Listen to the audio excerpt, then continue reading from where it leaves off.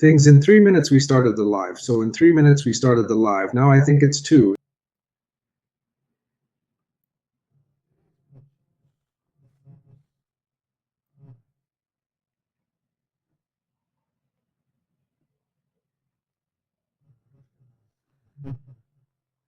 In 2 minutes we'll start the live. Maybe everything is fine. It's right in the middle.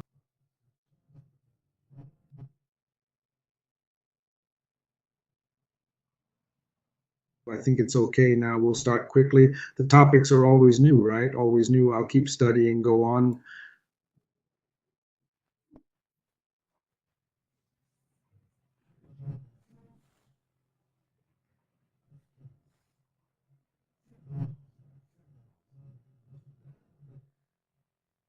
One idea creates another. It's funny, it has a structure and it gives more analogies, and I try to get in and I see some scientific articles and I try to improve the ideas. Now there are some ideas, some proposals for ideas today. It will be a little different, but always complementing the other ideas. That's what we're going for.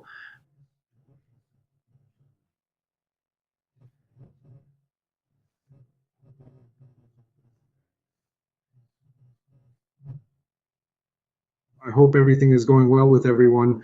In a minute, we'll start today's live. In a minute.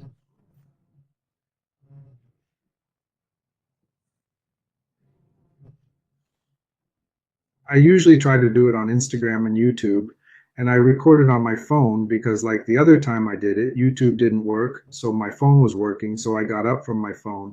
But Jackson Sonek's Instagram is also connected for those who are on YouTube. You can access it through Jackson Sonek.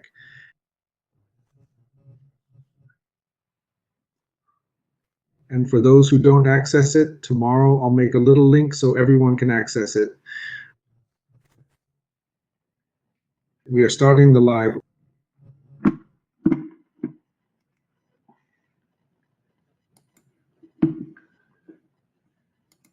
We are starting the live now. It's 8 p.m. and I'm on an adventure, and today is May 28th, 2025.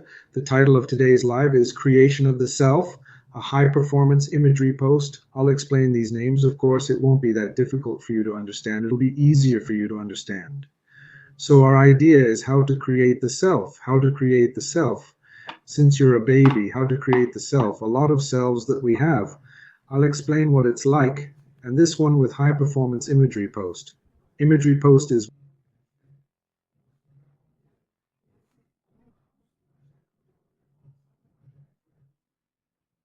with what you imagine things will happen.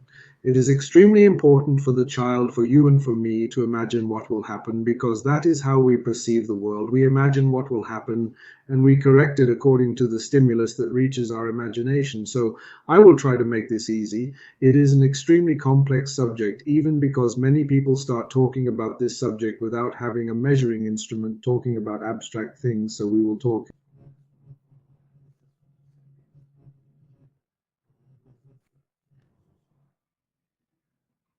in a very easy way, the first construction of the self. So for you to understand the self, how the self is constructed, let's think about the following. The being, which is you, the living being, has 12 dimensions: vision, hearing, proprioception, nocioception, belonging, which I tell you, which I think is a belonging, interoception, everything is senses. They are senses that you have. So there are 12 dimensions. It is a very large volume of things. And the self, in my idea that I have now, it is created in just two dimensions of stress, in two stress vectors. Ah, how difficult, Jorge. Let's imagine the following, that every being that you are is the kitchen in your house. You have a kitchen in your house. Many dimensions have a kitchen in your house. And we're going to say, what will the self that will be created in the kitchen of your house be like? A spider's web. It starts connecting one point to another point, one point to another point, and it becomes a plane. The self is a plane. It's a spider's web. In fact, it reminds me a lot of symbols. There are some Amerindian symbols where they put a spider web, which is the web of the spirits. I don't know how. I don't really understand that, okay? But it's a web that doesn't allow evil spirits and bad creativity to appear.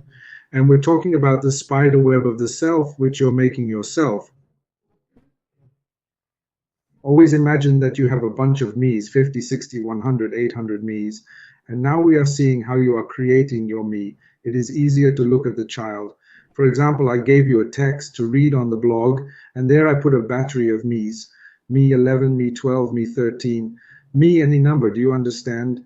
But how are these two tensions going to create the me? So suddenly there is a me that I put there, which is the following: guilt and desire. You have a moment, you arrive in an environment, you feel guilty about something, and you continue to desire something.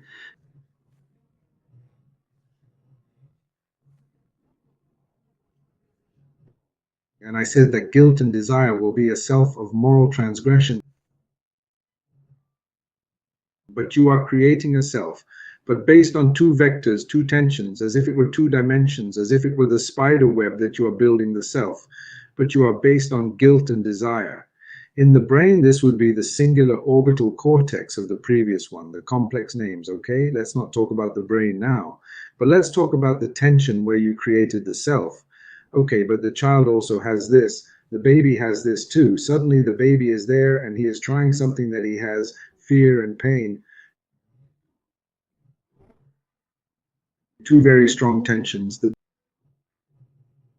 being is afraid and is in pain is a self of withdrawal. It is withdrawn, it is contracted. You are afraid and you are in pain. These are two very strong tensions. You build yourself within this environment. What part of the brain is responsible for this? The amygdala and the brain stem. But how did you build your spider web? Yourself with fear and pain.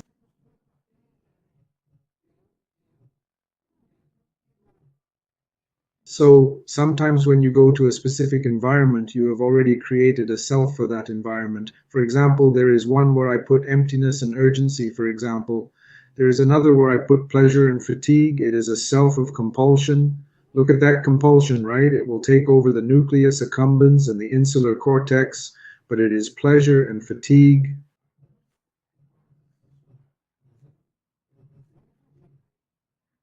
So it becomes a compulsive self. So what are you doing? Every moment of your life has tensions. Every moment of your life has some tensions. For example, there is something called loss and love. So it is a self of attachment. You lost and you love what you lost. And then in the brain, there is a part of the brain that is activated at that moment, which is the prefrontal cortex, medial cortex, and hippocampus. It has love activated and loss together. It is the self of love and loss. So you created a web.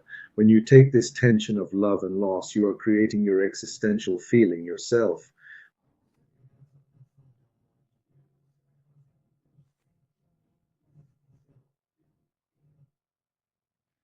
We think that the self is the same. It is not. And today I'm going to teach you in these webs of self, because there are many selves of yours. I'm going to teach you how to look at yourself and how to look at the self of the other and respect. And if accepted, because if you only look at the other person's self, you can already judge with bias. But if you look with yourself now, you can judge in a different way. You can be in the self. For example, there is a self that I put as self 20 on the table. The number is endless. It is the self of hope and the fear of loss. It is a creative morning self. It has hope and fear of loss. It is a So there is a network called default mode and anterior insula, which is precisely this fear of loss and hope. Two things together, the fear of loss and hope. And the little child, the baby, sometimes wants something and is afraid of losing it, yes, but in order to get it, he has to give in to have something else. And then it creates a tension in the self that in order to have it, you have to give in. Did you notice these two tensions, these two dimensions? You create selves inside your head, and these selves sometimes are not so intelligent either way. And do you think you are always intelligent? I think I am always intelligent.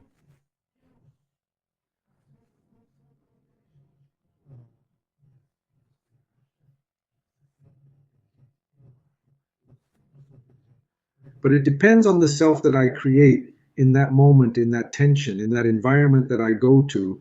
It is a self sometimes with much more emotion than intelligence. It is much more social, or it is much more intellect, or it is pure motivation or pure structure of doing, of habits to do. So we are dividing ourselves into several selves. And when you know which self you are, sometimes you are in the actual self, in emptiness and urgency, absence and anger. So, absence and anger is an absurd thing. It's the self of reactivity. It's the cortex, the dorsolateral cortex, and the amygdala activated in your brain. So, did you notice two tensions, always two vectors that create these selves in your head? So, to make your life easier, look, no matter what moment you are in, two things, two tensions are making you feel at that moment. Find out which one it is.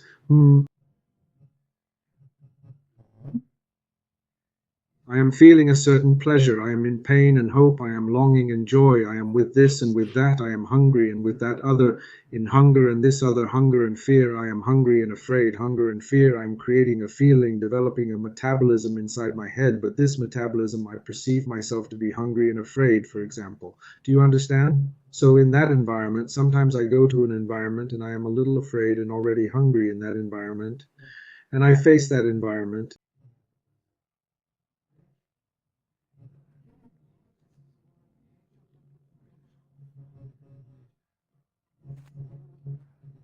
And sometimes to face that environment you go to that you prepare your body for, you sometimes aren't even hungry. But when you go to that environment, that self appears. It seems like you're hungry. You eat without being hungry. So that's interesting. I'm going to tell you something that's cool. Okay. These environments, sometimes there are things that you think about that you only think about in the living room and not in the kitchen, that you only think about in the bathroom, but not on the balcony, not on the street, and only think about in the park because they are different selves. We are a legion of selves.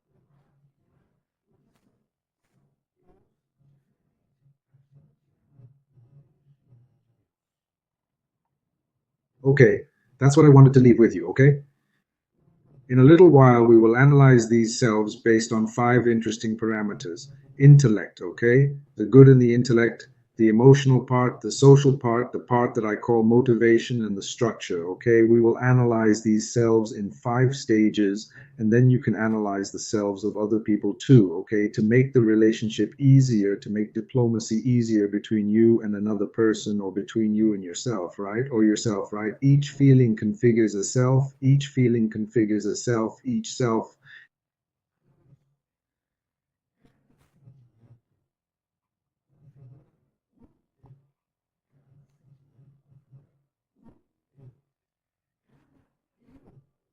It's a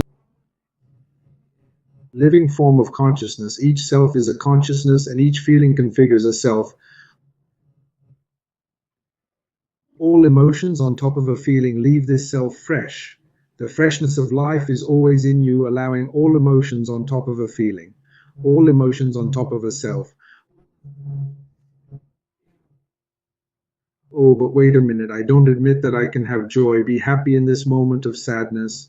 Happiness is a deeper feeling that you can have sadness and joy even when you're happy. So you allow yourself to have all the emotions on top of oneself, and then you don't get old.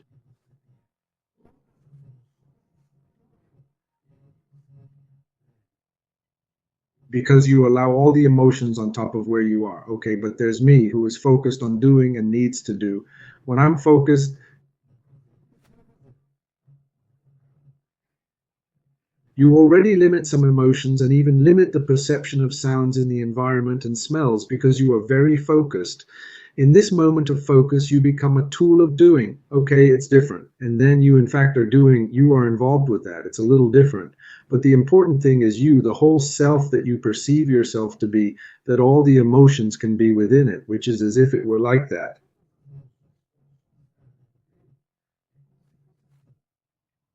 A synaptic connection occurs superficially and is fresh, everything is fine, you are exploring. And if you don't let emotions run over a feeling, they will deepen and crystallize and become harder to change.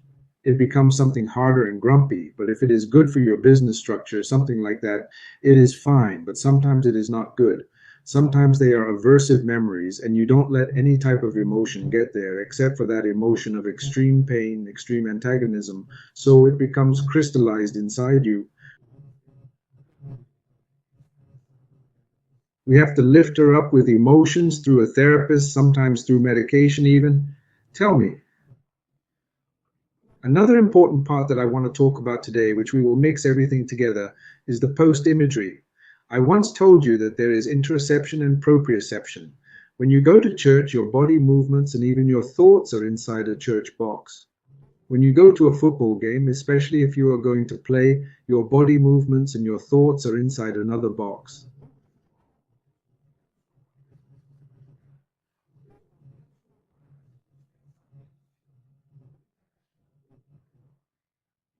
Or smaller, it doesn't matter, but every environment you go to, you configure yourself in that environment. There is an Andean philosophy, mainly from the Ketchums, that says that apos is logic, reason, spirit, the essence of the environment. So if you are part of these communities, you are walking on a mountain, your pace is already different with respect. And this is part of the fact that if you don't have this different and respectful pace, you will die. Because that mountain in that cold with that thin air requires the body to adapt to the space.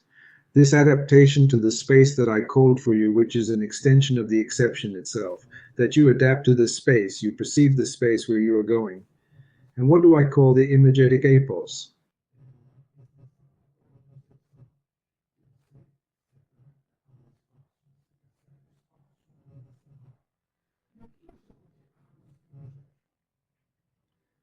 Some athletes, especially elite athletes, when someone is going to pass the ball, someone has passed the ball in the game, the ball is moving. And before the ball reaches the place, he has already imagined where the ball will go and the configuration of the field and the players. And the body of this athlete is already prepared for what is not happening, but that could happen.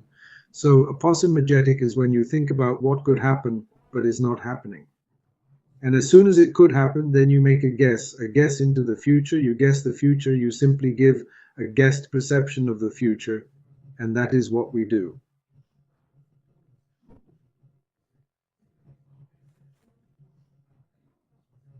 Normally, and you adjust your perception with the stimuli you receive. Well, that's how we do it. We guess what's going to happen and adjust what's going to happen with reality and the stimuli we perceive. Sometimes the stimulus we're perceiving isn't reality, but man, it's what we perceive. If it's what we perceive, it's our reality. That's what's important. So the imagery peak is the projection of the images of the environment, of what's going to happen. Okay,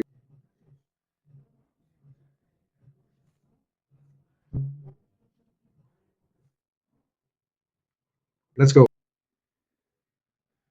And I'm going to mix it with screens now. Take a child from 0 to 3 years old. A child from 0 to 3 years old, he'll try to walk, he'll try to crawl, he'll try to do something, he'll try to imitate something. But when he tries to imitate, he projects the environment. He'll try to climb on the couch, he'll try to jump. 3 years old and so on, he'll jump. When he jumps, he imagines that impactful environment that he's jumping in, and he'll hit the ground with his leg muscles. He's not thinking about leg muscles, but he's strengthening his muscles. And she jumps and strengthens her muscles, and it goes wrong. She falls, gets hurt, gets up and tries again. Sometimes some people who are relatives and friends of mine get annoyed with me because when the child is 2 or 3 years old, I go after them and tease them and make it difficult for them because they like it too much. When they start to get grumpy, I stop them and leave them alone. Make it difficult for them to balance, make it difficult for them to move, make things difficult in a sense of exploring and not inhibiting the child because they are exploring their living body. And every time this proprioception,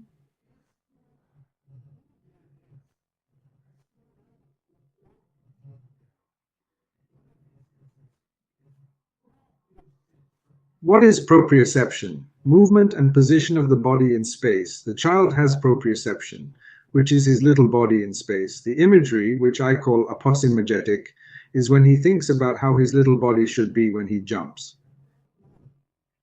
And she jumps and gets a return. It worked. Positive return. Dopamine in the brain. Dopamine, it's happy. It's going to jump higher. It's going to jump higher. The child is going to jump higher. So he's getting a dopamine rush. Now he comes back to the present. He enters our society that's happening right now. The child is in front of a screen.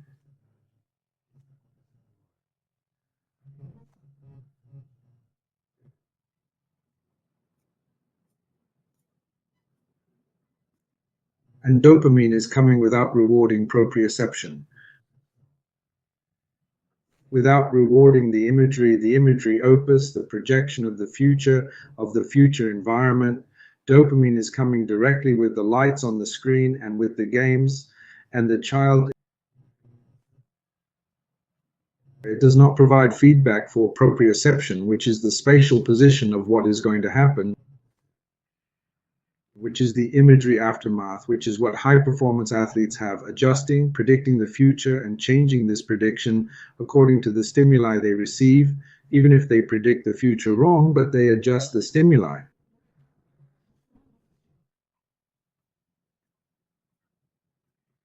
I'm destroying the perception, the high performance of athletes, even at 3 years of age, because these people are like, look, the baby is back home. And then adults also start to reduce their vision because they are using a screen. It is a screen and it gives a sense of the world and it gives a sense and it gives it to this person precisely, giving them dopamine. Because these screens are very blue. That's why I tell you always leave your screen, even your computer, even your cell phone in sleep mode, so at least the blue disappears. This intense blue gives a lot of dopamine,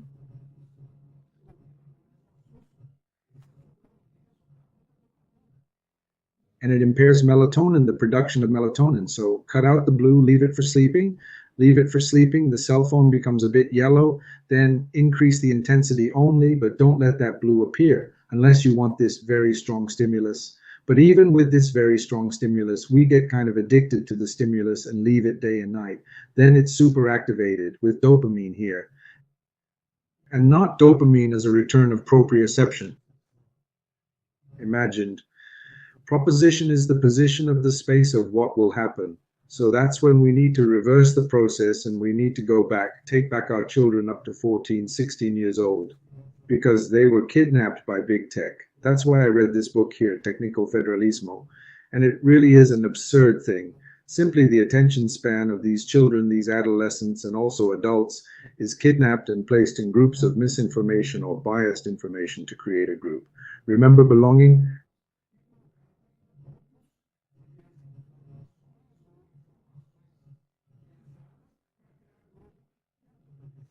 Groups where the information is the same for everyone in that group create belonging in the group.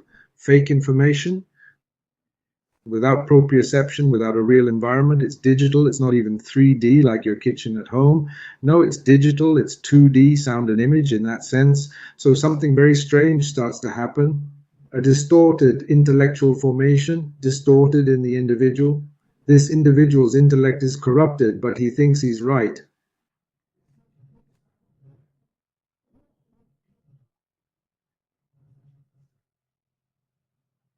Remember that I told you, and I repeat again, that God dwells among us, but is not one of us. I changed that phrase.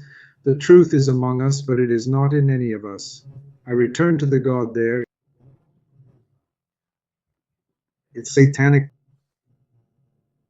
the self that thinks it is God, because being is among us, and no self can be a God. No self has the truth, because this is satanic. The Christian movement is very clear about this. A being who pretended to be God. That's right. When you pretend to have the truth, it's because you've already been deceived, because you already have this satanic feeling of being the being of truth, the enlightened one, the Messiah, the myth. This is satanic because God lives among us. The truth is among us. The truth is in none of us, but between us. That's why yourself, the other self, your various selves, and the other self are important for us to begin to understand. And that's what we're going to try to do now.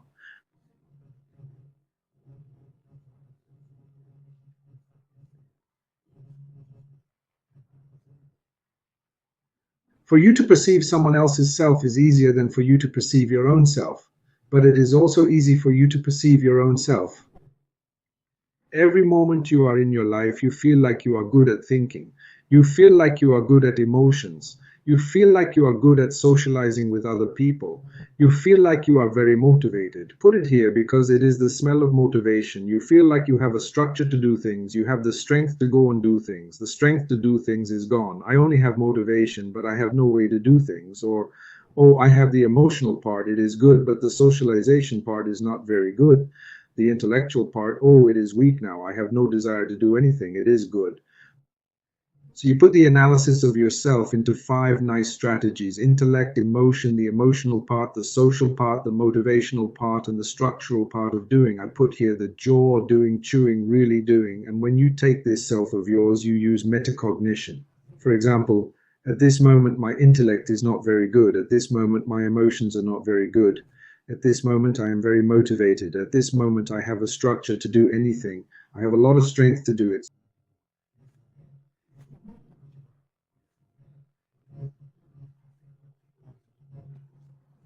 Sweeping, cleaning, cutting, making, butchering, running. I have a lot of strength. I have a lot of structure. Right now, I feel like socializing with everyone. So the selves have a strength, one of these five. And these selves that you are to the other, I look at the other and say, ah, this other one now that I'm talking about, this teacher, this friend, this father, mother, uncle, cousin, it doesn't matter who is in front of me, this me of this other one, because this other one also has a legion of me's. This me of this other one has low intellect, but is so emotionally alive, so he is more emotional now. This me now is pure motivation, without intellect, without the social part, just pure motivation. Interesting. I am in a me. And this person is pure motivation. We are not on the same wavelength, okay? That's how it is.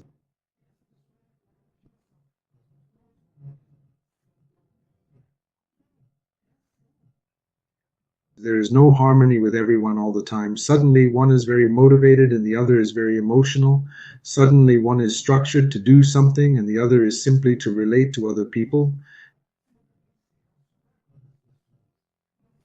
And another is willing to read and learn and explore things and knowledge. So, intellect, emotional, social, motivational, and the structures, then you see how your self is. And you perceive the other self. And then you respect yourself with diplomacy and respect, and knowing mainly that the truth is between us.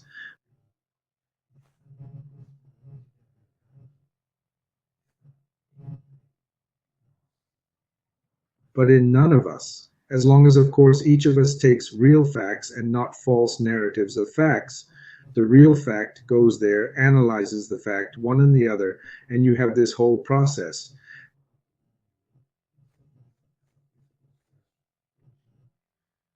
Guys, that's more or less the idea. Let me give you some feedback. Check it out. The creation of the self with high performance imagery. You have to imagine the environments that will occur in front of you. That's what you already do. Naturally, now you are already imagining what is going to happen. This is a imagetic. When you get very, very, very good at this and you are an athlete, you already imagine steps ahead and your body prepares itself for what is going to happen. But it doesn't happen. The body adjusts to the differences of what is not happening. But you always prepare yourself for what is going to happen in the environment, in the things that are going to happen. If you are very connected to computer screens, to social media groups, these things, this perception begins to diminish and you become more digital, more raw,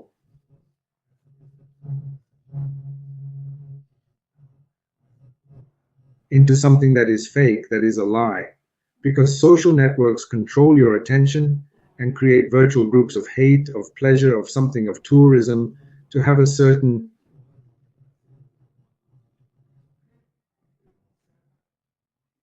belonging between groups, but it is a belonging that is not real, it is not in 3D, it is not whole, it is just digital. So much so that at times you go into real life and you feel out of place in that environment. You don't have a self prepared to go into that environment because you only have a self prepared to go into the digital world. And there you can swear, talk because no one even knows you properly. Do you understand? So it's a huge personality imbalance due to too much social media. That's it. That's it. Okay, if your brain is already well formed or reasonably well formed, is your brain mature? You're 30 years old, your brain matures at 30. Okay, you can even make some adjustments, but if your brain is in the process of maturing 1 year, 2 years, 3 years, 4 years, 5 years, and with screens, we are losing our society, we are destroying our future. Simply that, we are destroying our future because our future depends on our young people.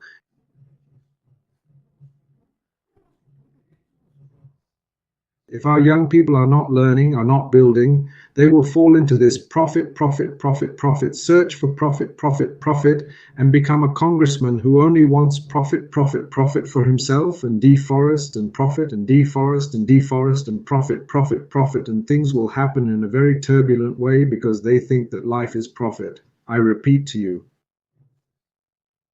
Imagine you are on an island, 1,000 people. We cut a bunch of little pieces of paper, 10,000 little pieces of paper, 1,000 people, 10,000 little pieces of paper. Give 10 to each one.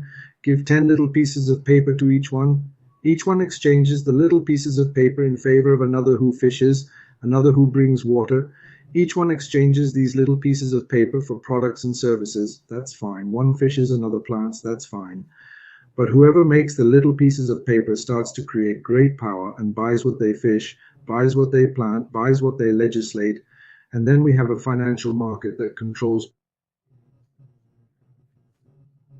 people's lives in a distorted way and changes rules and regulations in Congress because it puts the deputies in the way it wants to change the laws the way it wants. So deforestation will occur as a result. I put it there in the Senate. Let's do a They make a project to deforest, to seize the land. Do you understand? Because the business is about profit, profit, profit. It doesn't matter. It's no longer about the good of society. It's about my good, my money, how much I'm going to earn. This starts when they're 1, 2, 3 years old. This screen has to be taken out of hand. Let's make these children have their value. Somehow, at some point, a direct citizen program will appear where these children, even at 2 or 3 years old, become rentiers because they own a country that is not giving its income to its citizens. It only gives income to a privileged class in the financial market. Approximately 120 CPFs are the ones with the most money, and they take the money from the state. And this class is a privileged minority, but this privileged minority puts the majority of deputies and senators in office, and they torture the government. And there are social networks, and there are television networks, and there are newspapers. So we have to speak a little smarter and not fall for this tech feudalism thing where your attention is hijacked and you think you are participating in a group of people on the internet. Dude, it's real.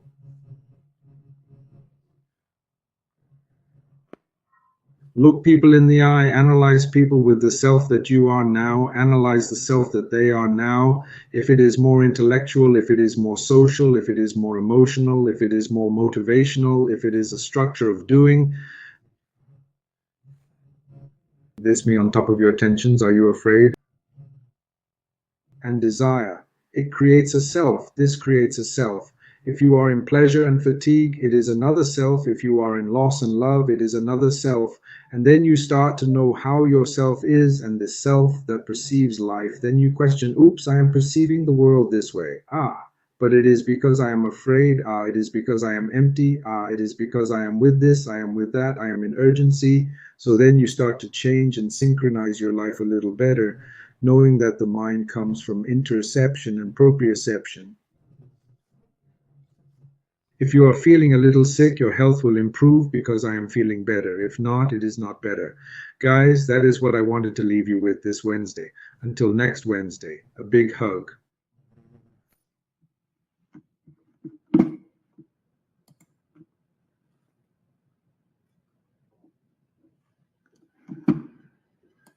Oh.